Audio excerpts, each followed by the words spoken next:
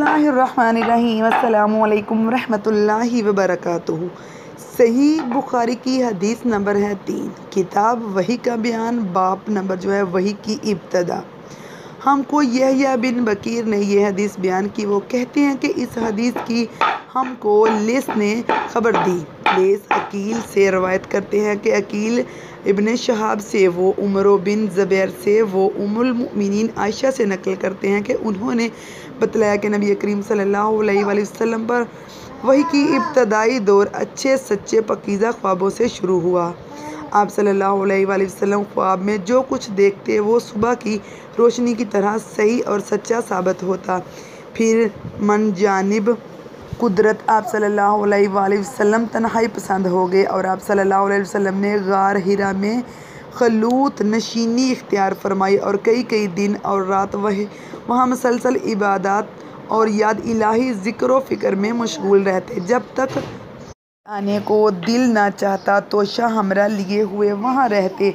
तोशा ख़त्म होने पर ही अहलिया मोहतरमा खतीजा रज़ी अल्लाह ताला अन्हा के पास तशरीफ़ लाते और कुछ तोशा हमरा लेकर फिर वहाँ जाकर खलूत गुजारे हो जाते।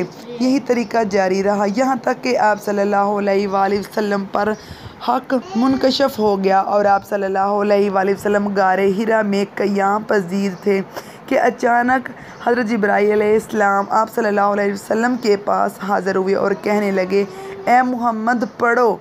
आप सल्लल्लाहु अलैहि वसल्लम फरमाते हैं कि मैंने कहा कि मैं पढ़ना नहीं जानता। आप सल्लल्लाहु अलैहि वसल्लम फरमाते हैं कि फरिश्ते ने मुझे पकड़कर इतने ज़ोर से खींचा कि मेरी ताकत जवाब दे गई। फिर मुझे छोड़कर कहा कि पढ़ो। मैंने फिर वही जवाब दिया कि मैं पढ़ा हुआ नहीं हूँ। इस फरिश्ते ने मुझको नहायत ही ज़ोर से खींचा कि मुझको सख्त तकलीफ़ महसूस हुई। फिर इसने कहा कि पढ़ो। मैंने कहा कि मैं पढ़ा हुआ नहीं हूँ। फरिश्ते ने तीसरी बार मुझको पकड़ा और तीसरी मरतबा फिर मुझको खींचा, फिर मुझे छोड़ दिया और कहने लगा कि पढ़ो अपने रब के नाम की मदद से जिसने पैदा किया और इंसान को खून की फटकी से बनाया। पढ़ो और आपका रब बहुत ही मेहरबानियाँ करने वाला है। बस यही आयतें आप सल्लल्लाहु अलैहि वसल्लम हज़रत जिब्राईल अलैहिस्सलाम से सुनकर इस हाल में गारे हिरा में वापस हुए कि आप सल्लल्लाहु अलैहि वसल्लम का दिल इस अनोखे वाक़े से काँप रहा था। आप सल्लल्लाहु अलैहि वसल्लम खतीजा के यहाँ तशरीफ़ लाए और फरमाया कि मुझे कंबल उड़ा दो। लोगों ने आप सल्लल्लाहु अलैहि वसल्लम को कंबल उड़ा दिया। जब आप सल्लल्लाहु अलैहि वसल्लम का डर जाता रहा तो आप सल्लल्लाहु अलैहि वसल्लम ने अपनी ज़ौजा मोहतरमा हज़रत खतीजा रज़ी अल्लाह ताला अन्हा को तफसील के साथ ये वाक़या सुनाया और फरमाने लगे कि मुझको अब अपनी जान का खौफ हो गया है। आप सल्लल्लाहु अलैहि वसल्लम की अहलिया मोहतरमा खतीजा रज़ी अल्लाह ताला अन्हा ने आप सल्लल्लाहु अलैहि वसल्लम की तहार से बंधाई और कहा कि आपका ख्याल सही नहीं है। अल्लाह की कसम आपको अल्लाह कभी रिस्वा नहीं करेंगे। आप तो इखलाक फजला के मालिक हैं। आप तो कुनबा परों हैं। बेकसों का बोझ अपने सर पर रख लेते हैं। मुफलिसों के लिए आप कमाते हैं। मेहमान नवाजी में आप बेमिसाल हैं और मुश्किल वक़्त में आप अमर हक का साथ देते हैं। ऐसे औसाफ हसना वाला इंसान यूँ बेवक़्त ज़िल्लत व ख़ुरी किन मौत नहीं पा सकता। फिर मज़ीद तसल्ली के लिए हज़रत खतीजा रज़ी अल्लाह ताला अन्हा आप सल्लल्लाहु अलैहि वसल्लम को वरका बिन नवाफिल के पास ले गई, जो इनके चचा ज़्यादा भाई थे और ज़माना जहलियत में नसरानी मज़हब इख्तियार कर चुके थे और इब्रानी ज़बान के कातिब थे। चनाचा अंजील को भी हस्बे मुंशआए खुदावंदी इब्रानी ज़बान में लिखा करते थे। अंजील सरयानी ज़बान में नाज़ल हुई थी। इसका तर्जमा इब्रानी ज़बान में हुआ। वरका इसको लिखते थे। वो बहुत बूढ़े हो गए थे, यहाँ तक कि इनकी बनियाई भी रुखसत हो चुकी थी।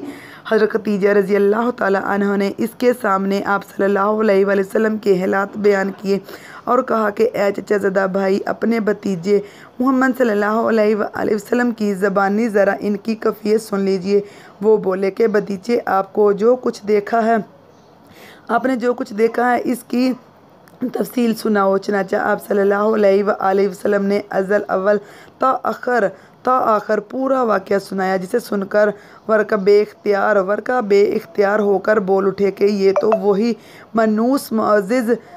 ناموس معزز رازدان فرشتہ ہے جسے اللہ نے موسیٰ علیہ السلام پر وحی دے کر بھیجا تھا۔ کاش میں آپ کے اس عہد نبوت کے شروع ہونے پر جوان عمر ہوتا، کاش میں اس وقت تک زندہ رہتا جبکہ آپ کی قوم آپ کو اس شہر سے نکال دے گی۔ رسول صلی اللہ علیہ وآلہ وسلم نے یہ سن کر تعجب سے پوچھا کہ کیا وہ لوگ مجھ کو نکال دیں گے حالانکہ میں تو ان کے صادق و امین مقبول ہوں؟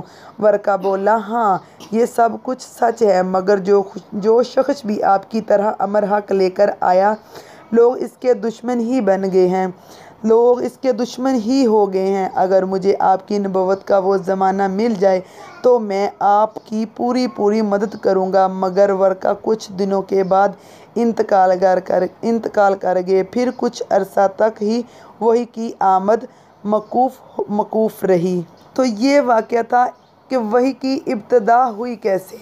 امید کرتی ہوں آپ کو آج کی ویڈیو بھی بہت اچھی لگی ہوگی۔ اگر آپ کو مزید ایسی اچھی ویڈیو کے لیے میرے چینل کو سبسکرائب کریں۔ جزاک اللہ خیرا کثیرا۔